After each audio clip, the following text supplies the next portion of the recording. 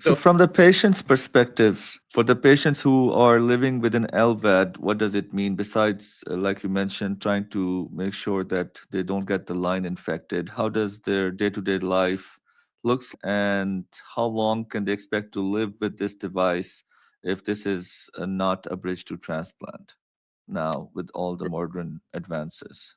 right, the data from the Momentum 3 trial was very optimistic at Mm, 5 years. It's approaching heart transplantation survival rate, especially in young patients, mm, up to 70% at 5 years. So we're really living in a great time when it comes to therapies. Now, these patients, remember, have stage D heart failure, so they have already been in and out of the hospital. They're tired, they have no stamina, they have no energy, they have consistent congestion, they have cachexia. So all of that, and on top of that, you are New York Heart Association 4, meaning that you're short of breath sometimes sitting there in your bed or changing your clothes. All of that goes away or should go away.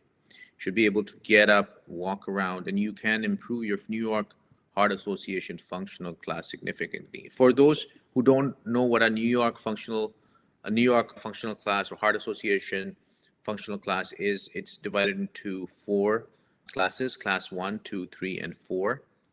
Class one is no symptoms. This is basically looking at how much and reserve you have. So, someone who's walking around and does not have any symptoms really on any type of exertion is functional one. Functional two is on mild exertion. Functional three is on moderate exertional activities, you get short of breath. And functional four is you're sitting there and you're short of breath. So, that functional class improves once you get an LVAD. It improves from four to three to two. And ideally, if you're a two, that means that you can go around, live a life. You can go out with your kids, you can go travel, you can ride your bike. Your life changes. Not only are you living, but you're mhm. living better.